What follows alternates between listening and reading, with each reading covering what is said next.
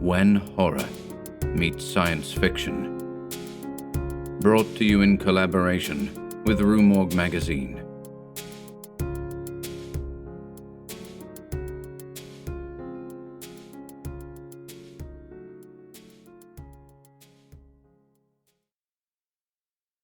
Got a problem? Just pick up the phone. It solved them all, and all the same way. To Be or Not to Be by Kurt Vonnegut Jr. Everything was perfectly swell. There were no prisons, no slums, no insane asylums, no cripples, no poverty, no wars. All diseases were conquered, so was old age. Death, barring accidents, was an adventure for volunteers. The population of the United States was stabilized at 40 million souls. One bright morning in the Chicago Lying-In Hospital, a man named Edward K. Welling, Jr. waited for his wife to give birth. He was the only man waiting. Not many people were born a day anymore. Welling was 56, a mere stripling in a population whose average age was 129. X-rays had revealed that his wife was going to have triplets. The children would be his first. Young Welling was hunched in his chair, his head in his hand. He was so rumpled, so still and colorless as to be virtually invisible. His camouflage was perfect, since the waiting room had a disorderly and demoralized air too. Chairs and ashtrays had been moved away from the walls. The floor was paved with spattered drop-cloths. The room was being redecorated. It was being redecorated as a memorial to a man who had volunteered to die. A sardonic old man, about 200 years old, sat on a stepladder, painting a mural he did not like. Back in the days when people aged visibly, his age would have been guessed at 35 or so. Aging had touched him that much before the cure for aging was found. The mural he was working on depicted a very neat garden. Men and women in white, doctors and nurses, turned the soil, planted seedlings, sprayed bugs, spread fertilizer. Men and women in purple uniforms pulled up weeds, cut down plants that were old and sickly, raked leaves, carried refuse to trash burners. Never, never, never, not even in medieval Holland nor old Japan, had a garden been more formal, been better tended. Every plant had all the loam, light, water, air, and nourishment it could use. A hospital orderly came down the corridor, singing under his breath a popular song. "If you don't like my kisses, honey, here's what I will do. I'll go see a girl in purple, kiss this sad world toodaloo. If you don't want my lovin', why should I take up all this space? I'll get off this old planet, let some sweet baby have my place." The orderly looked in at the mural and the muralist. "Looks so real," he said. "I can practically imagine I'm standing in the middle of it." "What makes you think you're not in it?" said the painter. He gave a satiric smile. "It's called the Happy Garden of Life, you know." "That's good of Dr. Hitz," said the orderly. He was referring to one of the male figures in white, whose head was a portrait of Dr. Benjamin Hitz, the hospital's chief obstetrician. Hitz was a blindingly handsome man. "Lots of faces still to fill in," said the orderly. He meant that the faces of many of the figures in the mural were still blank. All blanks were to be filled with portraits of important people on either the hospital staff or from the Chicago office of the Federal Bureau of Termination. "Must be nice to be able to make pictures that look like something," said the orderly. The painter's face curdled with scorn. "You think I'm proud of this daub?" he said. "You think this is my idea of what life really looks like?" "What's your idea of what life looks like?" said the orderly. The painter gestured at a foul drop-cloth. "There's a good picture of it," he said. "Frame that, and you'll have a picture a damn sight more honest than this one." "You're a gloomy old duck, aren't you?" said the orderly. "Is that a crime?" said the painter. The orderly shrugged.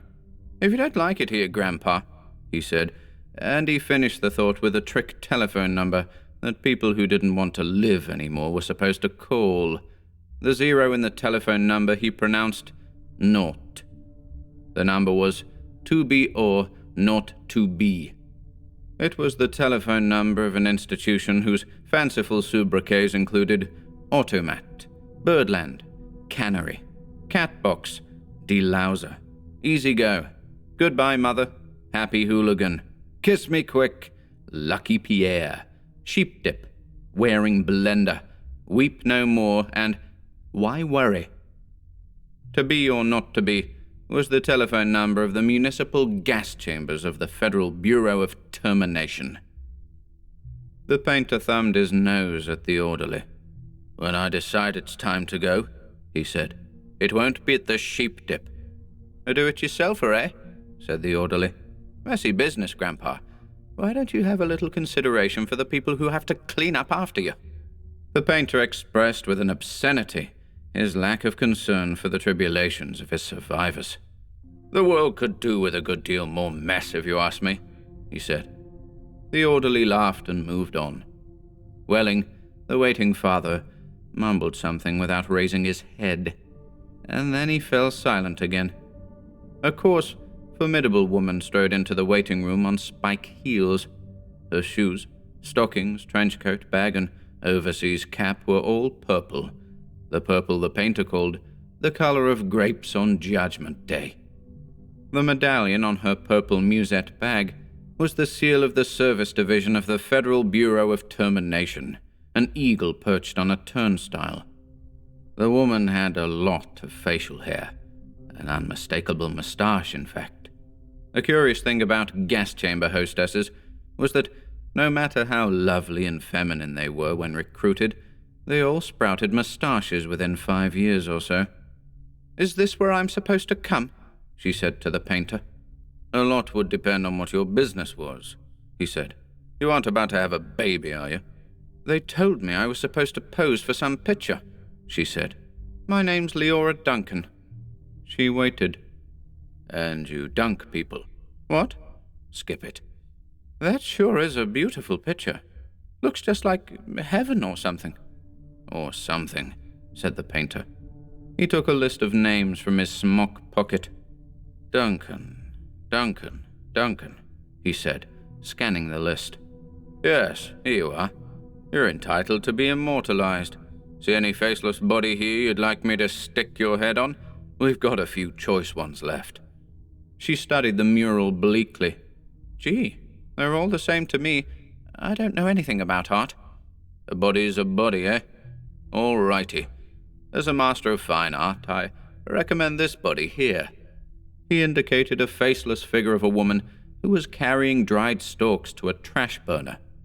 "Well," said Leora Duncan, "that's more the disposal people, isn't it? I mean, I'm in service. I don't do any disposing." The painter clapped his hands in mock delight. "You say you don't know anything about art, and then you prove in the next breath that you know more about it than I do. Of course the sheaf carrier is wrong for a hostess. A snipper, a pruner, that's more your line." He pointed to a figure in purple who was sawing a dead branch from an apple tree. "How about her? You like her at all?" "Gosh," she said, and she blushed and became humble. That puts me right next to Dr. Hitz." "That upsets you?" "Good gravy, no. It's just such an honor." "Ah, you admire him, eh?" "Who doesn't admire him?" she said, worshipping the portrait of Hitz. It was the portrait of a tanned, white-haired, omnipotent Zeus, 240 years old. "Who doesn't admire him?" she said again. "He was responsible for setting up the very first gas chamber in Chicago." "Nothing would please me more," said the painter, "than to put you next to him for all time. Sawing off a limb, that strikes you as appropriate?" "That is kind of like what I do," she said. She was demure about what she did. What she did was make people comfortable while she killed them. And while Leora Duncan was posing for her portrait, into the waiting room bounded Dr. Hitz himself. He was 7 feet tall, and he boomed with importance, accomplishments, and the joy of living. "Well, Miss Duncan, he said, and he made a joke. "What are you doing here? This isn't where the people leave. This is where they come in." "We're going to be in the same picture together," she said shyly. "Good," said Dr. Hitz heartily. "And say, isn't that some picture?" I'm honored to be in it with you." "Let me tell you, I'm honored to be in it with you. Without women like you, this wonderful world we've got wouldn't be possible." He saluted her and moved toward the door that led to the delivery rooms. "Guess what was just born?" I can't." "Triplets!" "Triplets?" She was exclaiming over the legal implications of triplets. The law said that no newborn child could survive unless the parents of the child could find someone who would volunteer to die. Triplets, if they were all to live, called for 3 volunteers. "Do the parents have 3 volunteers?" said Leora Duncan. "Last I heard," said Dr. Hitz, "they had 1, and were trying to scrape another 2 up." "I don't think they made it. Nobody made 3 appointments with us. Nothing but singles going through today, unless somebody called in after I left. What's the name?" "Welling," said the waiting father, sitting up, red-eyed and frowsy. "Edward K. Welling, Jr. is the name of the happy father-to-be." He raised his right hand, looked at a spot on the wall, gave a hoarsely wretched chuckle. "Present," he said. "Oh, Mr. Welling," said Dr. Hitz. "I didn't see you." "The invisible man," said Welling.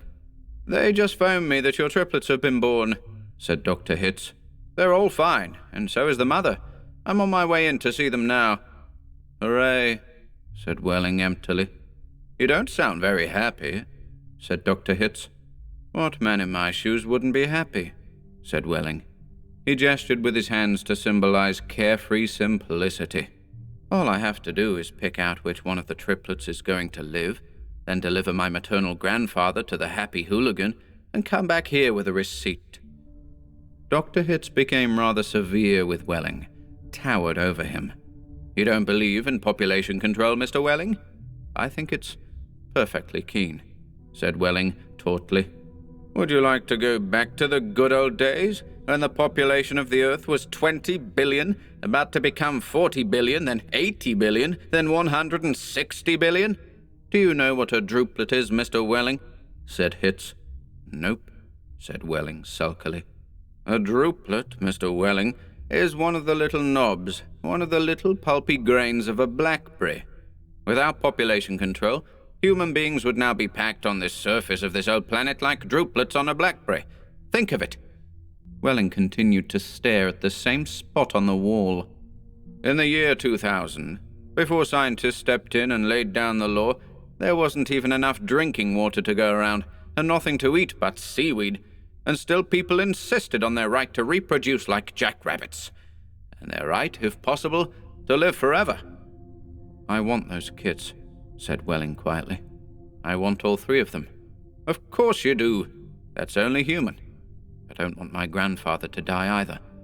"Nobody's really happy about taking a close relative to the cat box," said Dr. Hitz gently, sympathetically. "I wish people wouldn't call it that," said Leora Duncan. "What?" said Dr. Hitz. "I wish people wouldn't call it the cat box and things like that. It gives people the wrong impression." "You're absolutely right," said Dr. Hitz. "Forgive me." He corrected himself, gave the municipal gas chambers their official title, a title no one ever used in conversation. "I should have said Ethical Suicide Studios." "That sounds so much better," said Leora Duncan. "This child of yours, whichever one you decide to keep, Mr. Welling," said Dr. Hitz, "he or she is going to live on a happy, roomy, clean, rich planet, thanks to population control, in a garden like that mural there." He shook his head. 2 centuries ago, when I was a young man, it was a hell that nobody thought could last another 20 years. Now centuries of peace and plenty stretch before us as far as the imagination cares to travel." He smiled luminously. The smile faded, as he saw that Welling had just drawn a revolver. Welling shot Dr. Hitz dead. "There's room for one, a great big one," he said. And then he shot Leora Duncan. "It's only death," he said to her as she fell. "There, room for two." And then he shot himself, making room for all three of his children. Nobody came running. Nobody, seemingly, heard the shots. The painter sat on the top of his stepladder, looking down reflectively on the sorry scene. The painter pondered the mournful puzzle of life, demanding to be born and, once born, demanding to be fruitful, to multiply and to live as long as possible, to do all that on a very small planet that would have to last forever. All the answers that the painter could think of were grim. Even grimmer, surely, than a catbox, a happy hooligan, an easy go. He thought of war. He thought of plague. He thought of starvation. He knew that he would never paint again.